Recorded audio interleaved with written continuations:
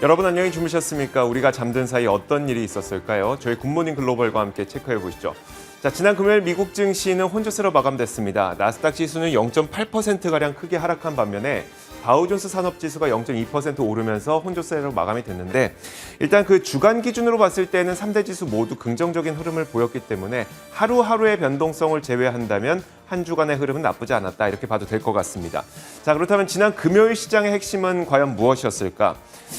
핵심은 이거라고 볼 수 있을 것 같습니다. 기술주에서 블루칩으로의 순환매가 나타나고 있다는 건데요. 자, 아무래도 인플레이션 심화에 대한 우려감, 여기다 공급망 이슈 이런 것들이 있다 보니까 이런 시장의 움직임이 좀 변화의 움직임이 나타나고 있는 것으로 보입니다. 자, 반면에 미국판 카카오톡으로 불리는 스냅이 실적 발표와 함께 26%나 폭락하는 움직임이 나타났습니다. 애플이 개인정보 보호와 관련된 정책을 변화하면서 이런 소셜 네트워크 기업들은 타겟형 광고가 좀 어려워지고 있는 상태인데요. 그러다 보니까 온라인 광고에 대한 의존도가 높은 페이스북, 트위터, 심지어는 구글까지도 5에서 3% 가까운 낙폭을 보였습니다. 자, 여기에다 인텔 역시 실망스러운 실적을 발표했죠. 매출액을 미스했는데 그러다 보니까 11% 정도 급락했고요. 이런 요인들이 나스닥 지수의 하락을 이끌었던 요인들이었습니다. 시장의 핵심적인 요인들은 이랬고요. 자, 그렇다면 세부적으로는 어떤 일들이 있었는지 자세한 마감 시황은 전채린 앵커가 전해드리겠습니다. 네, 금요일장 마감 상황 정리해드리겠습니다. 앞서 확인하셨다시피 이날 시장은 혼조로 거래를 마쳤습니다. S&P 500 지수 그리고 나스닥 지수가 하락세를 기록했지만 그 안에서 다우 지수가 0.2%가량 올려 세우면서 사상 최고치 수준을 경신했습니다. 또 주간 기준으로 보더라도 3대 지수 모두 3주 연속으로 상승권으로 거래를 마치고 있기 때문에 시장은 여전히 강하다라고 평가를 해볼 수가 있겠습니다. 증시 강세 요인으로는 역시나 실적이 꼽히고 있는데요. 다만 이날의 경우에는 종목별로 실적 결과가 엇갈리면서 업종별 분위기가 뚜렷하게 갈리는 하루였습니다. 실적 결과에 따라서 기술주에서 블루칩 우량주로의 자금 로테이션이 눈에 띄는 하루였고요. 그러다 보니까 다우지수가 강세를 나타냈다고 볼 수 있겠습니다. 이날 다우를 이끌었던 대표적인 종목으로는 아메리칸 익스프레스를 꼽아볼 수 있겠습니다. 강한 실적에 힘입어서 5.4%대의 강세를 나타냈고요. 반면 나스닥 지수에 부담을 줬던 종목으로는 인텔과 스냅을 꼽아봐야겠습니다. 인텔은 예상보다 부진한 매출과 수익 감소세를 기록하면서 주가가 12%의 낙폭을 기록했고 또 스냅의 경우에도 애플의 프라이버시 정책 변화로 인해서 광고 부문의 수익성에 타격이 있었다라는 발표를 전함과 동시에 26%의 급락세를 띄었습니다. 그러다 보니까 소셜미디어 관련주들도 일제히 동반 하락세를 나타내는 모습이었는데요.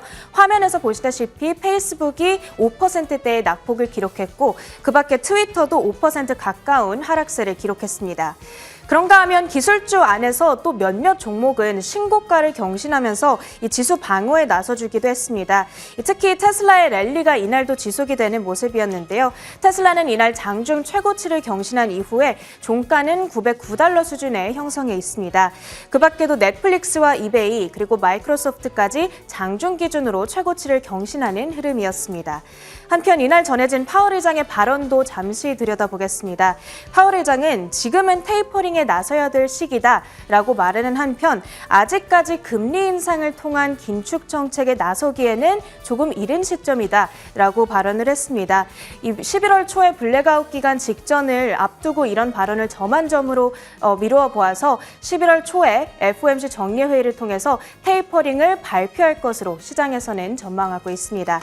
그렇다면 이런 재료들에 따라서 섹터별 흐름 그리고 종목별 흐름은 어떻게 됐는지 보다 구체적으로 확인해 보도록 하겠습니다. 이날 시장에서 가장 강했던 섹터로는 금융과 에너지를 꼽아볼 수가 있겠습니다. 각각 1% 안팎의 플러스권에서 거래를 마쳤고요. 반면 앞서 말씀드렸다시피 커뮤니케이션이 2% 하락하면서 굉장히 약했습니다. 기술주는 안에서 종목들의 흐름들이 엇갈리긴 했지만 0.35% 낙폭을 기록한 채 거래를 마쳤습니다. 금융 섹터 내에서는 역시나 강한 실적을 전했던 아메리칸 익스프레스가 주도해가 가는 양상이었고요. 에너지 섹터 내에서는 옥시덴탈 페트롤리움이 3.4% 오르면서 sek터 상승을 견인해가는 모습이었습니다. 또 커뮤니케이션 섹터 내에서는 구글과 페이스북, 트위터 그리고 매치그룹까지 일제히 3에서 5% 낙폭을 기록하면서 섹터에 하방 압력을 가했고요. 그 밖에 특징주로는 먼저 모더나를 확인해 보겠습니다.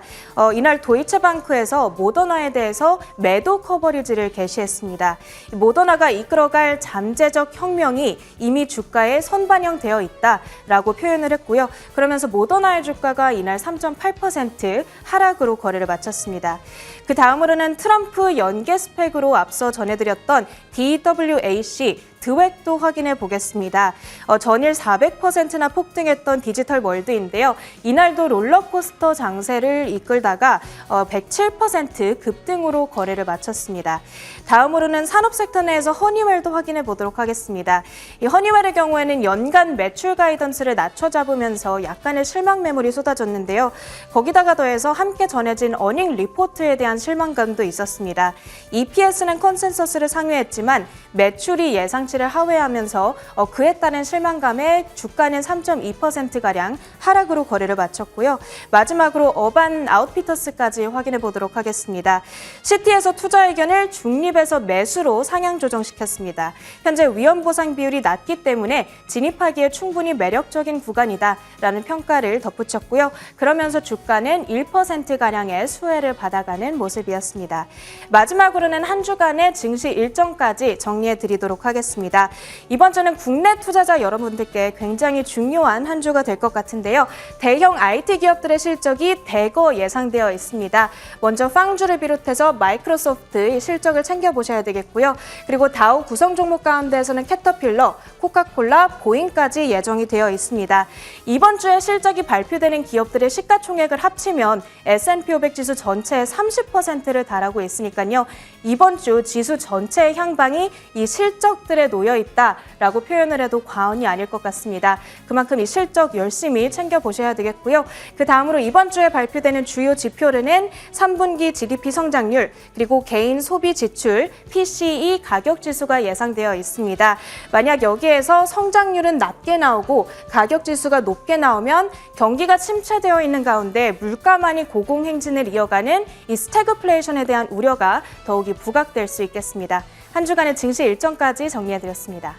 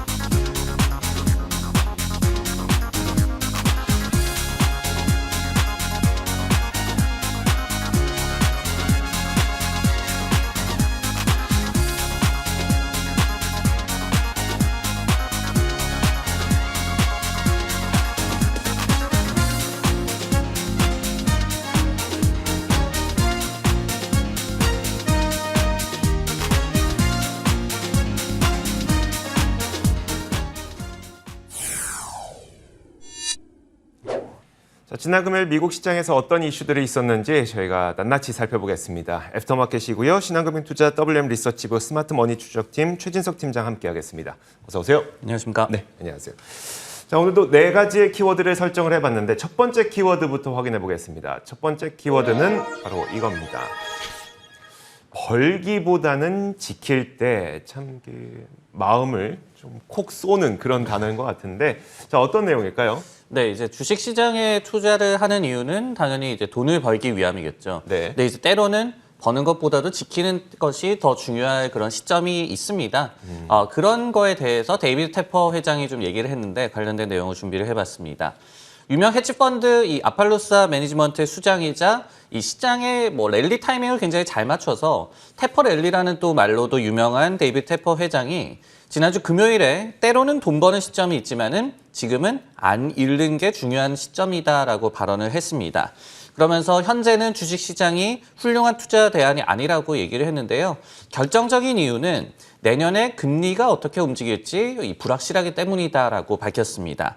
투자자들에게는 장기적으로는 시장에 물론 머물러 있으라라고 조언을 했지만요. 현재 자신은 금융시장에 대한 익스포저가 그렇게 높지는 않다라고 덧붙였습니다. 자기도 높지 않다. 그러니까 나는 진실되게 여러분들에게 조언하고 있는 것이다. 이런 걸 강조한 것 같은데 어쨌든 가장 중요한 그 핵심 변수로 금리를 꼽고 있는 것 같아요.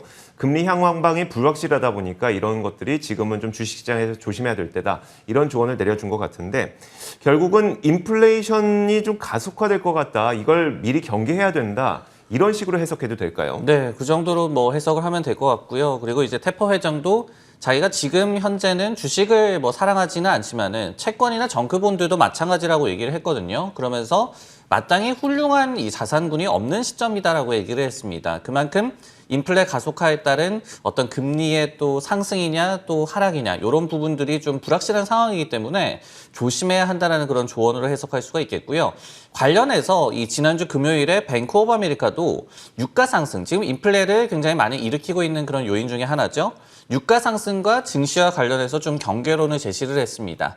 그 요지는 과거에는 유가가 오르면은 기업들의 EPS도 올랐다. 하지만 현재는 효과가 좀 떨어지고 있다라고 얘기를 했습니다. 그러면서 마지막으로 유가가 배럴당 $100 정도였던 지난 2014년의 상황과 좀 비교를 했는데요. 첫 번째로는 그때는 유가 상승에 좀 수혜를 받는 섹터, 뭐 에너지라든지 산업재 그리고 화학 일부 섹터가 이에 해당이 되겠죠. 이들의 S&P 500 기업들 가운데서의 이익 비중이 20% 이상이었지만은 현재는 단 6%에 불과하다. 그렇기 때문에 유가가 상승해서 이들 섹터의 이익이 좋아진다고 해도 시장 전체는 그다지 득이 되지 않는다라고 얘기를 했고요. 그리고 두 번째로 과거와 달리 정유사들이라든지 에너지 기업들이 캐펙스 증설을 꺼리고 있기 때문에 유가가 상승한다라고 해서 과거에 좀 효과를 기대하기는 힘들다. 이런 또 경계론을 또 제시를 했기 때문에 역시 이제 뭐 유가 상승, 인플레 압박, 그리고 금리 상승 여부 이런 쪽에 있어서 시장이 굉장히 좀 경계를 하고 그렇기 때문에 좀 판단을 내리기 힘들다. 이렇게 좀 얘기를 하고 있는 것 같습니다. 그러면 결국 어떻게 하라는 얘기일까요? 사실 계절적인 특성으로 봤을 때는 연말 증시는 워낙 그 전통적으로 좋았기 때문에 굳이 지금 팔 필요는 없을 것 같으면서도 장기적으로 머물러 있는 개인 투자자들은 괜찮겠지만 지금 굳이 뭐 주식시장이 매력적으로 보이지 않다라고 하는 테퍼 회장의 말은 결국 그냥 좀 쉬어라. 특별히 뭔가 무리하려고 하지 마라. 정도로 받아들이면 될까요? 네, 뭐 그렇게 받아들이는 것도 무리가 없을 것 같습니다. 네. 시장에 원래 들어있던 사람들은 뭐 그대로 뭐 장기 투자를 하면서 생각을 해봐도 되고 그리고 네. 다만 지금 좀 불확실한 그런 요인들이 많이 남아있기 때문에 섣불리 뭐 조금 시장에 공격적으로 뛰어든다든가 네네. 아니면 좀 투기적인 그런 움직임에 편승을 한다든가 이런 좀 과도한 움직임을 좀 경계를 하라. 이 정도로 좀 해석을 할 수가 있을 것 같습니다. 알겠습니다. 자, 이어서 두 번째 키워드 공개하겠습니다. 두 번째 키워드는 바로 이겁니다. 자, 인플레 베팅. 생각보다 인플레 압력이 거세질 수 있다는 게 이제 시장의 중론으로 요즘 들어 자리 잡고 있습니다. 그러다 보니까 더불어서 인플레이션이 발생할 때에 어떻게 투자하는 것이 더 나을까? 인플레이에 베팅하는 투자자들이 조금씩 늘고 있는데요. 자, 일단 지난 금요일에 제롬 파월 연준 의장이 공급 사이드에서의 문제가 더 악화되고 있다고 얘기를 했습니다. 이 때문에 인플레이션 리스크도 더 커지고 있다. 이렇게 평가를 했는데요. 자, 그는 이날 공급 사이드에서의 변목 현상이 예상보다 더 길어지고 더 지속되고 있다면서 더 높은 인플레이션이 발생할 가능성이 뚜렷해지고 있다는 평가를 내렸습니다. 파월 의장은 그동안 시장 참가자들에게 물가 상승은 일시적이라고 지속적으로 시장을 좀 안심시키는 발언을 해왔었는데 최근 들어서 그 스탠스가 조금씩 변하고 있는 상태죠. 최근 들어서는 물가 상승 압력이 생각보다 더 오래, 생각보다 더 커질 수 있다는 의견을 좀 바꾸고 있는 그런 상태입니다. 자, 이런 가운데 트위터와 그리고 스퀘어의 CEO인 잭 도시는 곧 하이퍼 인플레이션이 올 수 있다. 이것이 미국과 전 세계에 발생할 수 있다고 트윗을 날렸는데요. 인플레이션 압력이 커질 수 있다는 이야기는 많은 투자자들과 많은 기업인들이 하고 있는 상태이긴 하지만 어느 누구도 사실 하이퍼 인플레이션이라는 단어는 입에 잘 올리지 않았었거든요. 하지만 잭 도시는 본인이 생각하기에는 하이퍼 인플레이션이 올 수 있다. 이렇게 트위터에 적었습니다. 물론 잭 도시가 특정 매크로 지표를 근거로 하이퍼 인플레이션이 발생할 수 있다는 어떤 경제적인 그 학문적 결과를 도출한 건 아니기 때문에 이걸 얼마나 믿을 수 있을지 모르겠습니다만 어쨌든 기업을 경영하는 입장에서 하이퍼 인플레이션을 자신의 입에 올렸다는 것 자체가 상당히 좀 눈길을 끌었었고요. 자, 이러다 보니까 최근 인플레이션에 베팅하고 있는 투자자들이 점차 늘어나고 있는데요. 뭐 대표적인 인물이 폴 튜더 존슨이라든지 아니면 칼 아이칸, 아인혼, 건들락 이런 인물들이 대부분 이제 그 인플레이션에 베팅하고 있는 인물들입니다. 자, 억만장자 헤지펀드 매니저인 폴 튜더 존슨은 인플레이션은 투자자들이 직면한 1순위 이슈라면서 자신은 현재 인플레이션 해지에 집중하고 있다면서 원자재 그리고 물가 연동 채권 이런 것들을 긍정적으로 바라본다라고 설명을 했습니다. 채권한 군들라후도 현재 인플레이션은 전혀 일시적이지 않다면서 적어도 2022년까지 4% 이상의 물가 상승률이 이어질 것으로 전망했습니다. 그 역시 주거비라든지 임금 상승 이런 것들이 상승 압력이 크다면서 주된 요인은 에너지 가격 상승 때문이다 이렇게 평가를 내렸습니다. 자, 인플레이션이 좀 심화될 것이다. 그리고 인플레이션이 조금 더 장기화될 것이다. 이런 전망이 늘어나고 있거든요. 인플레 심화에 대한 월가의 시각도 궁금하고요. 인플레이션이 이렇게 심화될 때에는 월가에서 어떤 투자 전략을 제시할까요? 네, 이제 두 가지로 이 투자 전략을 나눠볼 수가 있겠죠. 첫 번째는 인플레이션을 적극적으로 이용을 하는 겁니다. 에너지 업종이라든지 그러면은 이제 뭐 원자재도 포함이 되겠죠. 그리고 이제 인플레이션 전망을 반영하는 게 금리이기 때문에 금리가 상승하는 데 배팅할 수 있는 금융업종에 투자를 하는 것이 인플레이션을 적극적으로 이용을 하는 그런 투자 전략이 될 것 같고요. 두 번째로는 이제 인플레이션을 피해가야 됩니다. 해칭하는 전략이 되겠는데 그럴 때는 인플레이션과 조금은 이 관련성이 떨어지는 필수재 업종이라든지 아니면은 플랫폼 기업들 그리고 또 가격 결정력이 있는 기업들 이런 얘기가 많이 나오고 있죠. 이렇게 두 가지로 좀 나눠서 대응을 할 수가 있을 것 같습니다. 여기에 이제 가장 최근에는 이 뱅크 오브 아메리카에서 공개를 했던 펀드 매니저 서베이를 보면은 좀 힌트가 또 나올 것 같아요. 이 펀드 매니저들도 적극적으로 인플레이션 관련한 트레이드에 나서고 있기 때문인데요. 10월 이 포지셔닝의 이 퍼센테이지 포인트 변화, 이 전달 대비해서 좀 비교를 해보면은 에너지 업종에 대해서 포지셔닝을 20%포인트 이상 늘렸고요. 현금과 그리고 은행주, 그리고 원자재 등도 10%포인트 내외로 확대를 했습니다. 반면에 이제 헬스케어라든지 채권, 그리고 뭐 필수재나 산업재 업종도 오히려 줄이는 모습이 나왔고, 당연히 또 기술주 업종에 대한 익스포저도 조금은 줄이는 모습이 나왔습니다.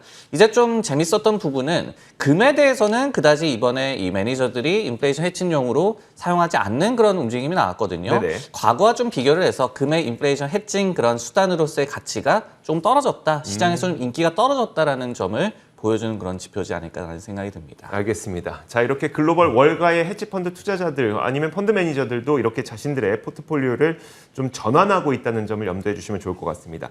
자, 이어서 다음 키워드 보도록 할게요. 다음 키워드는 바로 이겁니다. 달라라고 하면서 스냅의 그 로고가 제가 보여요. 아무래도 지난 금요일에 스냅의 주가가 굉장히 크게 떨어졌기 때문에 관련 이슈일 것 같은데 어떤 내용일까요? 네, 이제 지난주 금요일에 알파벳과 페이스북, 트위터 등의 주가가 급락을 했죠. 근데 스냅이 실망스러운 좀 실적을 발표를 하면서 네. 결국은 디지털 광고주 전반이 좀 동반 하락한 그런 하루였습니다. 하지만은 스냅과 달리 이런 대형 이 SNS 기업들 아니면은 광고 플랫폼 기업들은 좀 다르다 이런 내용을 좀 준비를 해봤습니다. 스냅만큼의 악영향은 아닐 것이다. 시장에서는 그렇게 좀 네네. 예상을 많이 하고 있어서 네. 이번 주에 또 실적 발표가 예정이 돼 있기 때문에 그런 분위기를 좀 짚어드리고자 합니다. 스냅의 주가가 무려 26%나 급락을 했죠. 그러면서 이 기업 사상 최악의 이 거래일로 기록이 되는데요. 여기에 또 관련주들이 동반 급락을 했습니다. 그 이유는 간단했죠.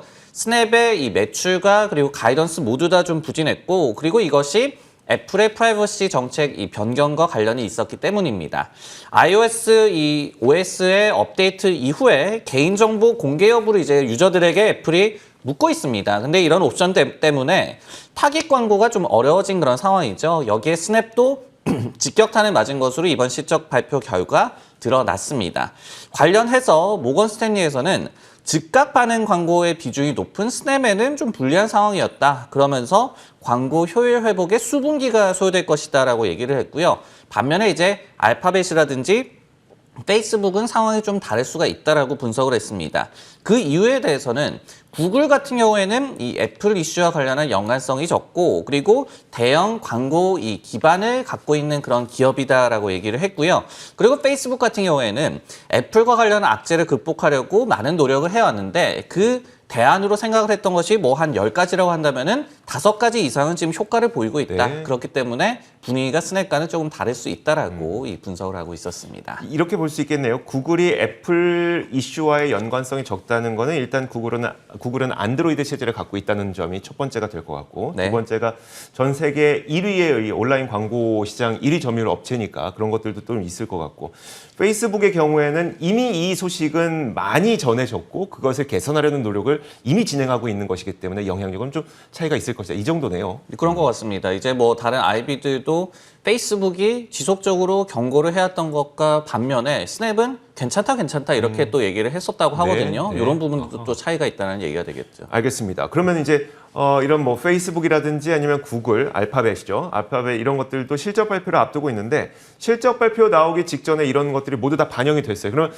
바이더딥이 가능한 건가? 이 IB들의 의견은 어떨까요? 뭐 일부 IB는 그래서 이 찬스다 이렇게 얘기를 하고 있는데요. 그래서 한번 정리를 해보자면은 스냅이 이가 과거 컨퍼런스 콜 같은 데에서도 iOS 업데이트에도 불구하고 생각보다도 트래킹 허용비율이 높다. 그러니까 개인 정보를 많이 공개를 하고 있더라 이렇게 얘기를 하면서 페이스북보다 좀 자신감을 많이 내비쳤습니다. 그러다 보니까 실망 반응이 더 셌다라는 그런 해석도 나오고 있고요.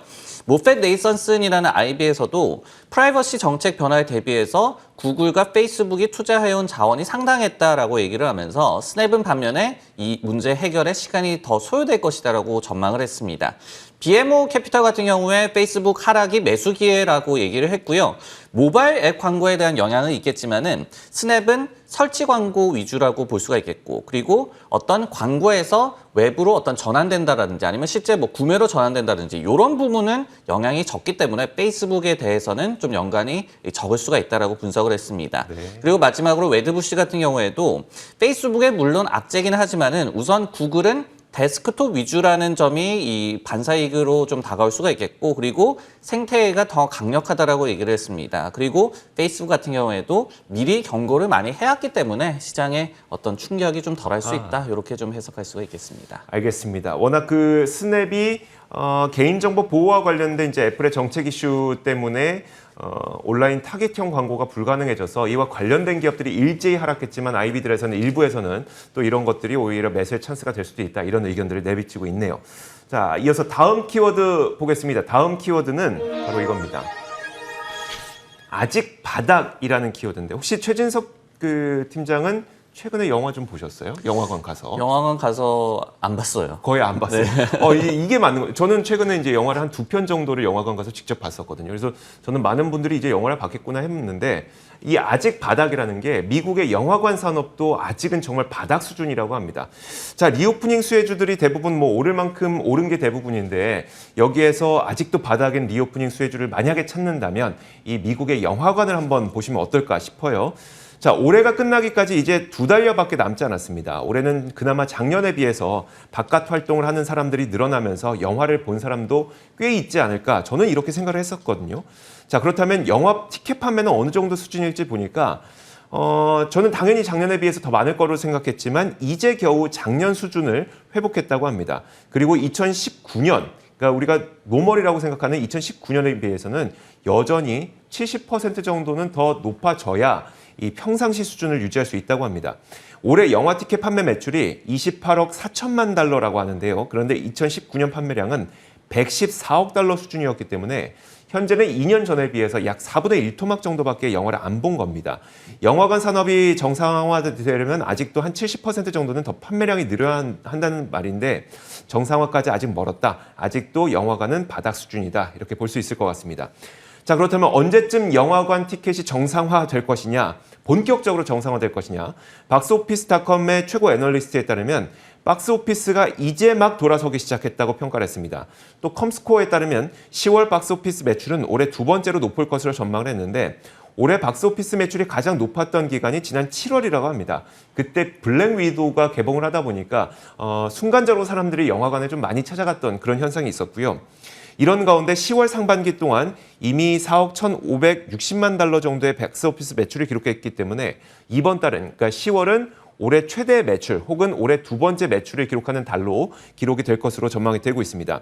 계절적으로 보더라도 10월부터 12월은 연간 티켓 판매량의 약 25%를 차지했던 시기라고 합니다. 그렇기 때문에 시기적으로도 나쁘지 않은데 10월 들어 영화 티켓 판매가 빠르게 늘어나고 있다는 점은 지금 영화관 티켓이 빠르게 정상화되고 있다. 이 정도로 보면 될 것 같고요. 또 한 가지 빼놓을 수가 없는 게 아무리 내가 영화를 보러 갈 수 있다고 하더라도 영화 신작이 개봉을 안 하면 아무 소용없겠죠. 예정된 신작 영화들이 상당히 기대를 갖고 있습니다. 디즈니 마블 시리즈인 이터널스, 워너브로스의 매트릭스 신작, 그리고 소니와 마블의 스파이더맨 신작, 이런 신작들, 전 세계 사람들이 기다리는 신작 개봉들이 줄줄이 예정돼 있기 때문에 박스오피스 티켓 판매는 이제 10월을 기점으로 좀 본격적으로 늘어날 것이란 기대감이 있는데, 자, 우리가 영화관이라고 하면 대표적으로는 AMC가 떠오르긴 합니다만 이건 민주시기 때문에 좀 제외해놓고 나머지 시네마크라든지 아이맥스 이런 영화관 기업에 투자해볼 만한 시기 지금으로 생각해봐도 될까 싶은데요. 월가의 시각 어떨까요? 네, 지난주 금요일에 아이맥스가 6% 정도 급등을 했습니다. 근데 AMC는 6% 정도 급락을 했어요. 이 아이맥스가 더 나은 대안이다 이런 주장이 꽤 있더라고요. 네. 이런 부분에 좀 힘을 실어주는 그런 지난주 금요일의 움직임이었는데요. 실제로 이제 이날 웨스파고가 이 아이맥스에 대해서 비중 확대 커버리지를 새롭게 게시를 했습니다. 그러면서 목표 주가로 27달러를 제시를 했는데 이 산업 내에서의 프리미엄화 추세와 좀 부합하는 기업이다라고 얘기를 했고, 그렇기 때문에 아이맥스가 점유율을 확대할 수 있을 것이다라고 분석을 했습니다. 이 밖에 이제 AMC 같은 경우에는 지금 이익 전망치를 보더라도 최소 내년까지는 적자가 좀 예상이 되고 있습니다. 반면에 아이맥스 같은 경우에는 내년에는 흑자로 전환할 것으로 기대가 되고 있거든요. 그렇기 때문에 이제 상대적인 매력을 얘기하는 그런 이 기관들도 있는 것 같고, 그리고 이렇게 고급화에 대해서 좀 긍정적으로 공통적으로 의견을 내고 있는 것 외에도 이 중국 사업을 아이맥스가 좀 많이 하고 있는데 이 중국 로컬 영화에 이것이 좀 집중이 돼 있다. 그러다 보니까 AMC 대비해서 타격이 덜하다. 이런 해석도 또 존재한다는 점도 이 영화 관련주에 투자할 때 좀 참고하면 좋을 것 같습니다. 자, 알겠습니다. 지금까지 4가지 키워드 정리해봤습니다. 신한금융투자 WM 리서치부 스마트 머니 추적팀 최진석 팀장이었습니다. 고맙습니다.